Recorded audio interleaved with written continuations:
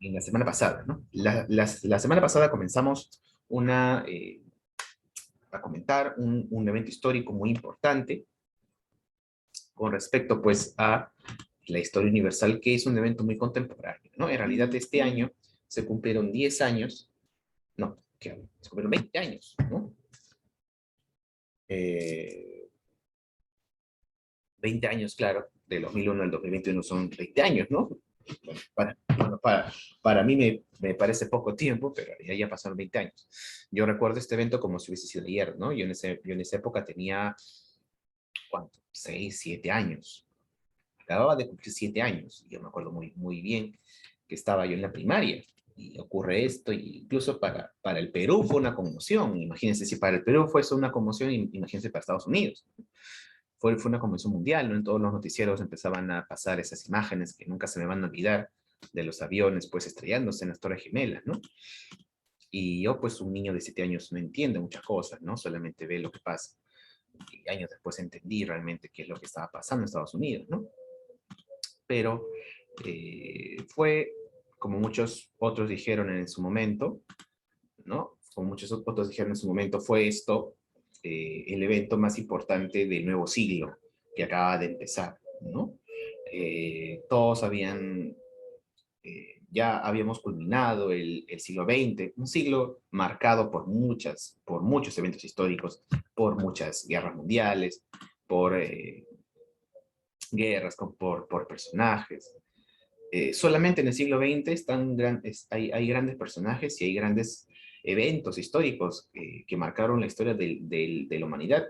En el siglo XX ocurrió la Primera y la Segunda Guerra Mundial, la Guerra Fría, el comunismo, el capitalismo, Mao Zedong, Stalin, Hitler, Mussolini, Mahatma Gandhi, el Che Guevara, Fidel Castro. Todos esos personajes aparecieron en el siglo XX. Fue un siglo muy convulsionado, ¿no? Y se culmina el siglo XX. Y el siglo XXI, a partir o se puede decir, ¿no? Que el siglo XXI comienza el 11 de septiembre del año 2001, que marca el inicio de este nuevo ciclo, ¿no? Porque todo lo que ocurre después tiene relación o guarda una relación con el atentado de las Torres Gemelas, ¿no? Eh, y es importante también entender, ¿no? Que eh, a veces, y eso también es en general, ¿no? A veces creemos que la historia solamente nos sirve para aprendernos años y fechas y ya está. Y no es así, ¿no? La historia bien entendida, la historia bien estudiada, nos enseña a comprender el mundo. Buenos días, ¿qué tal, chicos? La historia, como les decía, ¿no? Bien entendida, bien estudiada, nos enseña, pues, uy, voy a compartir acá mejor. La historia bien entendida, bien estudiada, nos enseña a comprender el mundo, a comprender lo que pasa en nuestro mundo, ¿no? Porque la historia nos enseña cuáles son las causas y cuáles son las consecuencias de algo. Y acá, con el atentado de las Torres Gemelas, podemos entender de que, de que es el inicio de lo que vino después, que ya son consecuencias de eso. Hasta hace unos días también, hasta hace unas semanas, el mundo también siguió una noticia que también para muchas personas fue como un shock y que no conocían mucho de este problema y lo empezaron a conocer hace unos meses. Me refiero al problema de los talibanes en Afganistán, ¿no? Empecé a investigar, ¿no? ¿Quiénes son los talibanes? ¿Por qué están ahí? ¿Por qué la gente huye? Y todo eso es una consecuencia de algo que ya se venía arrastrando hace mucho tiempo. Por eso que la historia es tan importante, para comprender lo que pasa en el mundo, comprender de que todo tiene causas y consecuencias, y comprender eso. Para eso sirve la historia, para entender lo que pasa en el mundo y lo que puede pasar, y cómo asimilarlo y cómo enfrentarse a eso, ¿no? La historia es una forma de afrontar también el futuro de las cosas, ¿no? Y más o menos uno puede saber qué es lo que va a pasar cuando sabe historia, ¿no? Esa es la ventaja que tiene la gente que conoce historia. Entonces, si ustedes conocen bien estas cosas, pueden entender ya más adelante y con más bases qué es lo que puede pasar y por qué pasan las cosas, ¿no? Entonces, el 11 de septiembre de 2021 comienza prácticamente el siglo XXI. con este inicio, con este atentado, ¿no? De las Torres Gemelas. Este atentado, ustedes saben que desencadenó una serie de acciones que van a marcar nuestro siglo. Y ahora todavía están muy frescas estas consecuencias, porque hablamos de hace 20 años, hablamos de nuestro siglo. Pero mientras más pasan los años y más se hace una retrospectiva, se puede ver que este evento da inicio al siglo XXI y que explica muchas cosas del por qué pasan algunos acontecimientos en el mundo. Esto tiene mucha relación con la crisis y con la caída inminente de Estados Unidos frente a las potencias orientales como China. Y esto marca, pues, de todas maneras, este siglo XXI. Y ya van a entender por qué. Pero vamos en orden, ¿sí? Le decía de que el atentado de las Torres Gemelas marcó el inicio del siglo XXI y fue el acontecimiento que fue la causa o el pretexto que tuvo Estados Unidos para realizar una serie de acciones que vamos a ver estas próximas clases, ¿no? Estas próximas clases, lo que vamos a ver es la reacción de Estados Unidos y los intereses que tiene Estados Unidos con respecto a responder, ¿no? Frente a este atentado, ¿no? ¿Cuál fue su respuesta de Estados Unidos? Entonces, esto ya lo hemos comentado, las Torres Gemelas fue un evento, pues, trágico para Estados Unidos, ¿no? Marcó a toda una generación, no solamente por lo impactante de las imágenes, ¿no? Sino porque dejó muchas víctimas mortales. No todos los que vivieron este atentado pueden recordar qué estaban haciendo en ese momento, ¿no? Como mucha gente dice en Estados Unidos, yo puedo olvidarme de qué comí ayer, pero yo me acuerdo exactamente qué hacía en la mañana del 11 de septiembre del 2001.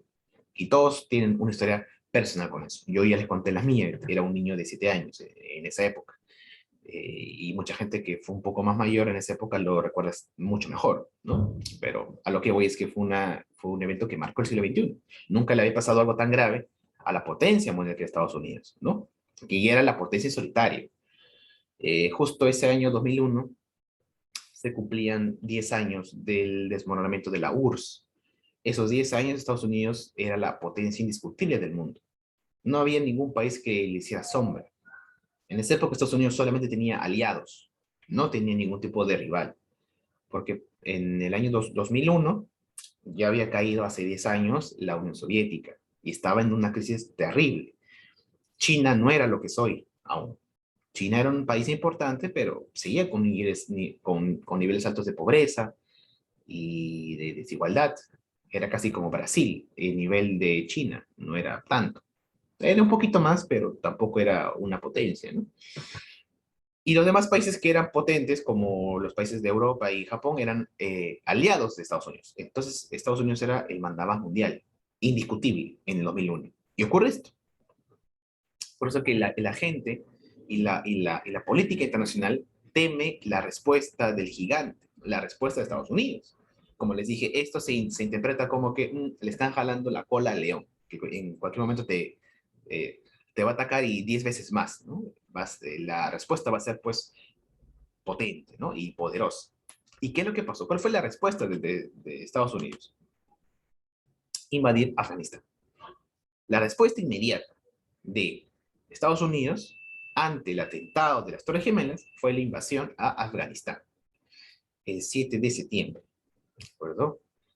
No, el 7 de noviembre, perdón. Entonces, fue a las semanas del atentado de las Torres Gemelas, que fue el 11 de septiembre del 2001. Y el 7 de noviembre ya está, pues, planificando todos estos, esta respuesta y la hace, pues, ¿no? Semanas después, nada más.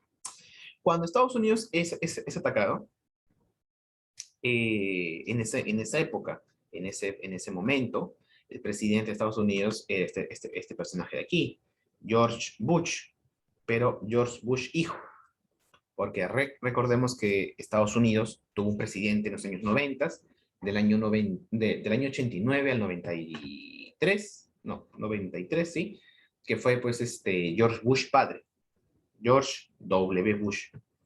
Y desde el año 2001 al año 2000, creo que no, del año 2000, no, desde el año 2000 hasta el año 2008, claro, porque el gobierno de Estados Unidos son 4 años, entonces son 2 años, claro, está bien. Desde el año 2000 al año 2008, el presidente pues fue George Bush hijo.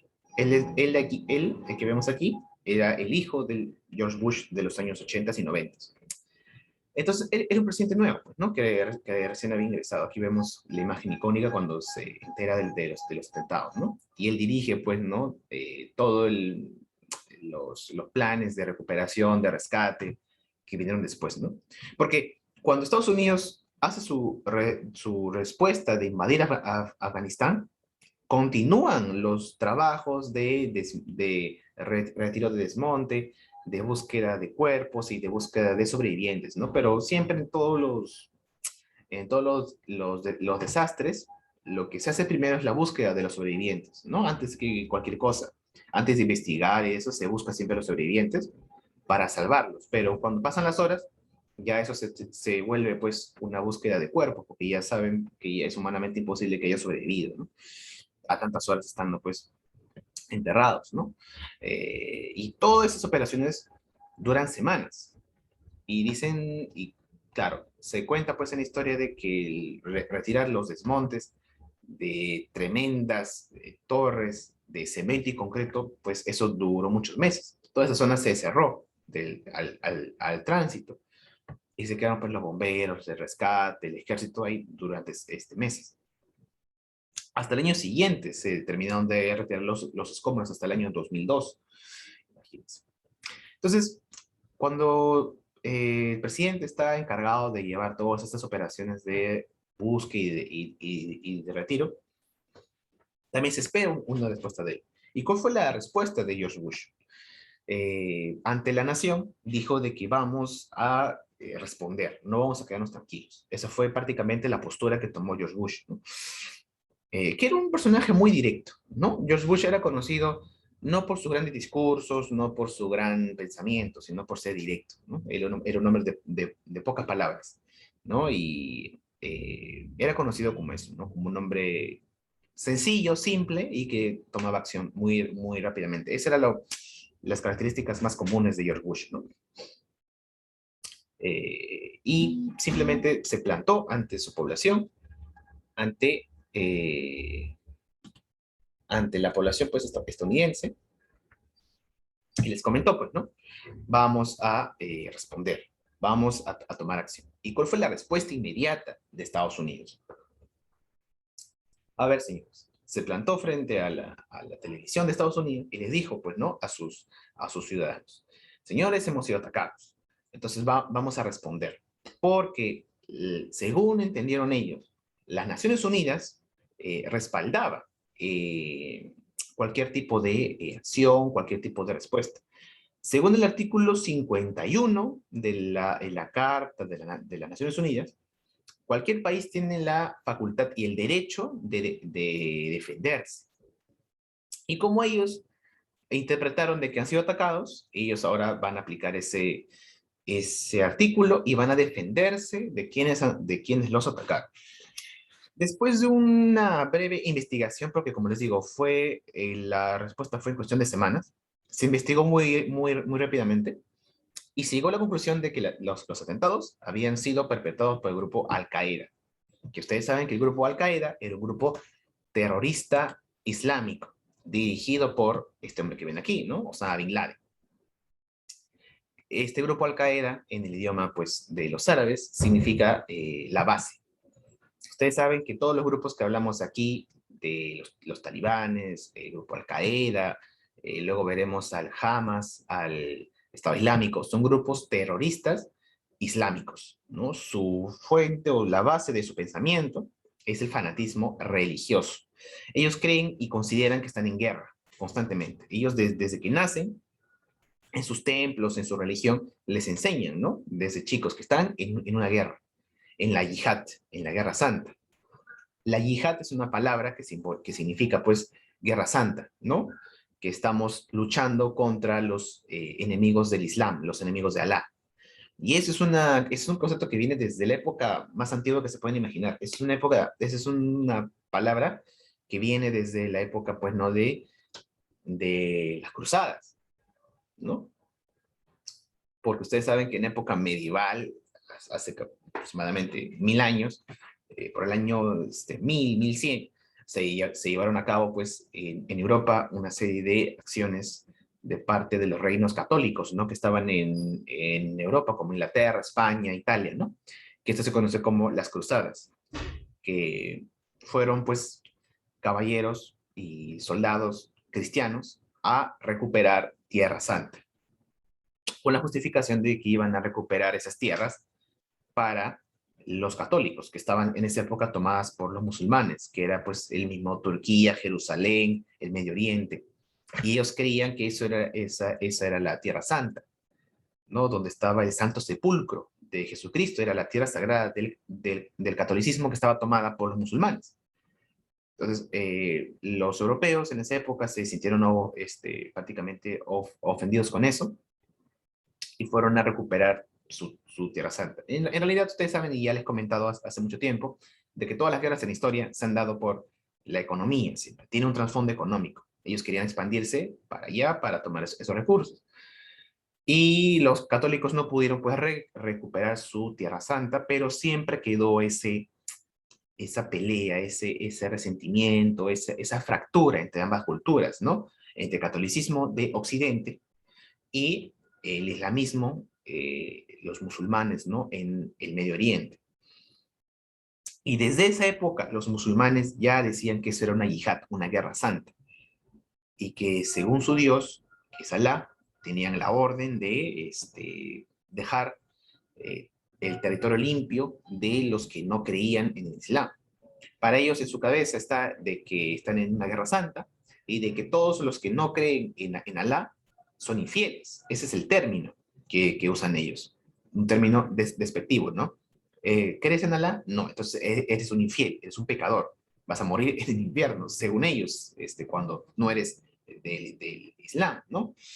Y esto lo toman muy en serio porque tienen años de años trabajando con organismos, con iglesias, con todo esto, con estados incluso, que tienen muy fuertemente esta ideología muy marcada. Y este totalitarismo, este fanatismo religioso los ha llevado a crear grupos armados que se dedican pues a difundir esa ideología. Que actualmente, jóvenes, este problema no es un problema del pasado, es un problema que se incrementa cada vez más en el Medio Oriente. Y está incrementándose a zonas que antes no llegaba, como por ejemplo África. La cantidad de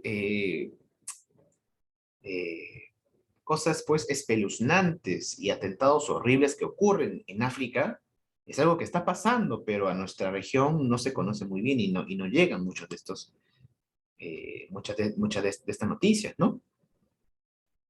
La cantidad de gente inocente que muere, ¿no? Por, por los atentados y por los dictámenes del Estado Islámico, porque la religión de los musulmanes es la segunda religión más, o la tercera más difundida en el mundo. La religión más popular en el mundo, jóvenes, es el cristianismo. Luego está el budismo, que está muy cerca. El budismo solamente se practica en la India y en China y en partes de Asia, pero como se practica en China y India, ustedes saben que son los más poblados del mundo, ahí está la gran mayoría de los fieles, ¿no? Es una religión con muchos fieles, con millones de fieles. Eh, Está el cristianismo, que es la religión más seguida en el mundo, en todas sus formas, ¿no? En el catolicismo, en los evangélicos, todos esos son cristianos, no se entran en el cristianismo.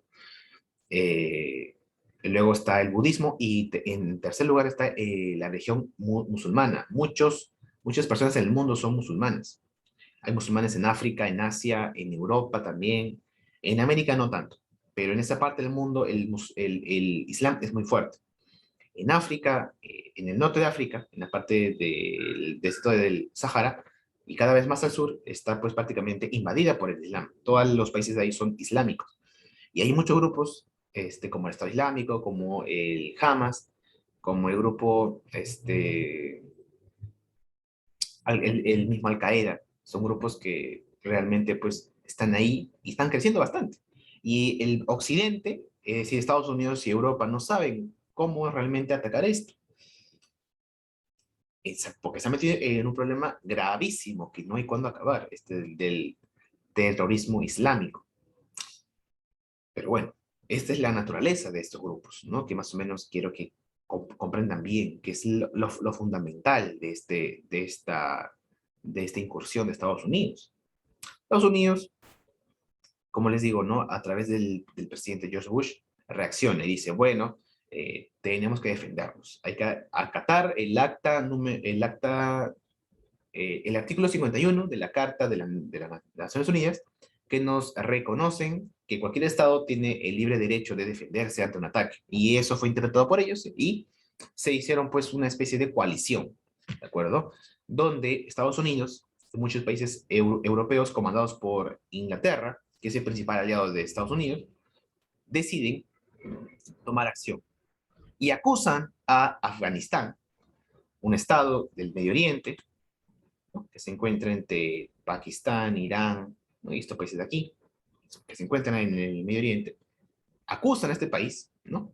De formar parte de una estrategia para defender al grupo Al-Qaeda. O sea, Estados Unidos les dice a los afganos, ¿no? Al gobierno afgano, ustedes son responsables, en parte, del atentado de las Torres Gemelas. ¿Por qué? Porque ustedes están defendiendo, están encubriendo a el grupo Al-Qaeda.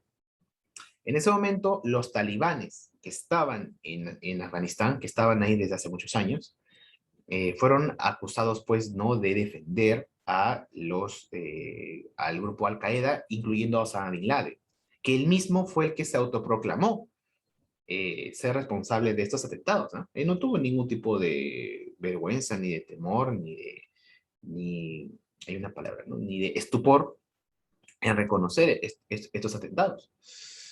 Entonces, ya lo tenían un poco más de los Estados Unidos. Estados Unidos primero le dice a Afganistán, ¿no? Que por favor deje de apoyar y deje de cubrir al gobierno al grupo Al-Qaeda y que los entregue a la justicia, ¿no?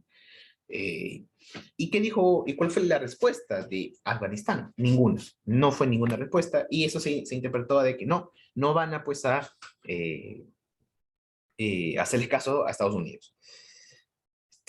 Si ustedes jóvenes conocieran y esto es todo un tema aparte también, que no voy a comentar mucho para no salirme del tema, pero si ustedes entendieran un poco sobre las relaciones entre Oriente y Occidente actualmente, son muy tensas. En América, acá en Sudamérica, en nuestra región, respetamos mucho a Estados Unidos, ¿no? Nadie se atreve a decirle nada a Estados Unidos. Y el que se atreve a criticar acá en Sudamérica, Estados Unidos, es tildado como alguien que está mal o que se tiene que corregir, ¿no? O queda pues pésimamente, ¿no? Y lo comparan con otros políticos, ¿no? Que son nefastos en Sudamérica, ¿no? El caso de Chávez, que era el presidente sudamericano que más acusaba a Estados Unidos, ¿no? Acá eso es anormal, ¿no? Eso acá no pasa mucho. Y si pasa, es una noticia, ¿no? Las relaciones entre los sudamericanos y Estados Unidos siempre son buenas, ¿no? O tratan de ser buenas porque es Estados Unidos. Pero esto es algo muy distinto en Oriente. En el Medio Oriente se tiene un nivel altísimo de un sentimiento, pues, anti-Estados Unidos, anti-americanos, como le llaman ellos, ¿no? Y el nivel incluso ya está llegando a un nivel de odio entre los países del Medio Oriente contra Estados Unidos. Es un nivel que ustedes no se pueden imaginar y que acá no lo asimilan muy bien, ¿no? A veces nosotros estamos encerrados en nuestra realidad, en nuestra región, en nuestras cosas, pero hay un mundo muy extenso como el Medio Oriente, que es otro tipo de realidad, donde ahí Estados Unidos es visto como el gran monstruo mundial. Hace poco tiempo se hizo un estudio, no recuerdo muy bien qué instituto lo hizo, era un instituto de estadística internacional, en donde se les preguntó a la población, ¿no? A la población de muchos países en el mundo, tanto de Occidente como de Oriente, y se les consultó, ¿no? ¿Qué país ustedes creen que va a causar una próxima guerra? Y Estados Unidos ¿qué respondía? Puros países del Medio Oriente, ¿no? Afganistán, Irán, ¿verdad? Pero del otro lado del mundo, todos los países restantes coincidían en que el principal causante de guerras o el que iba a causar una próxima guerra en el mundo era Estados Unidos. El nivel de odio y anti-estadounidenses que hay y que existe en el Medio Oriente hasta ahora es muy fuerte. Ellos acusan a Estados Unidos de crímenes graves, de ser imperios asesinos, de mandar a matar y bombardear a gente civil. Es realmente un problema que no se ve mucho acá en Occidente, porque toda la realidad se altera cuando hablamos de los aliados. Cuando tu aliado es un país que está acusado, bueno, te quedas un poco al margen, ¿no? Es fácil acusar a alguien que es un enemigo, ¿no? Pero hay que entender eso, ¿no? El mundo es mucho más complejo de lo que parece, ¿no? Y para eso está la historia, para comprender el mundo, ¿no? En el Medio Oriente hay mucho sentimiento anti-estadounidense. Y en Estados Unidos, en esta época, en las Torres Gemelas, hubo un gran sentimiento anti-islámico. Hubo algo que se conoce como la islamofobia, que fue una gran especie de discriminación y apartar de la sociedad a cualquier descendiente de los musulmanes que viven allá. Ustedes no se imaginan la vida que siguieron los musulmanes que viven en Estados Unidos después de los atentados de las Torres Gemelas. Los veían como gente extraña porque no eran pues inmigrantes, ¿no?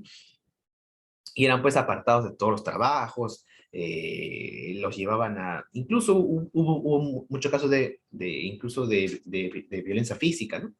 Fue todo un gran problema que se vivió en Estados Unidos, ¿no? Eh, y este problema pues fue arrastrándose por mucho tiempo, ¿no? Ahora ya no es tanto como en esa época. Ahora los estadounidenses tienen más... Bueno, Estados Unidos también tiene muchos problemas en muchos sectores con respecto a la discriminación, ¿no? Eso ya es otro tema también, ¿no? Pero en Oriente quedó ese sentimiento y hasta ahora se mantiene y no ha hecho, y no se ha reducido, sino que ha aumentado. Pero bueno, eh, Afganistán no respetó a Estados Unidos, no le hizo caso y dijo, no vamos a hacerles caso a ustedes, ustedes son los imperialistas que nos invaden, así que no le vamos a hacer caso. Y vamos a seguir pues haciendo lo que nos plazca. Eso fue tomado como Estados Unidos como una justificación para aplicar ahora sí el artículo 51 y invadir Afganistán, porque ellos son el Estado que protegía a este grupo Al-Qaeda. ¿Y cuál es la finalidad última de ese operativo, de la invasión a Afganistán? Capturar al grupo Al-Qaeda y a su líder Osama Bin Laden y llevarlos pues a prisión, ¿no? Por lo que habían hecho. Esa era la finalidad última que tenían, ¿no? ¿Cómo nos defendemos de los atentados de las Torres Gemelas? ¿Hacemos otro atentado? No, vamos y capturamos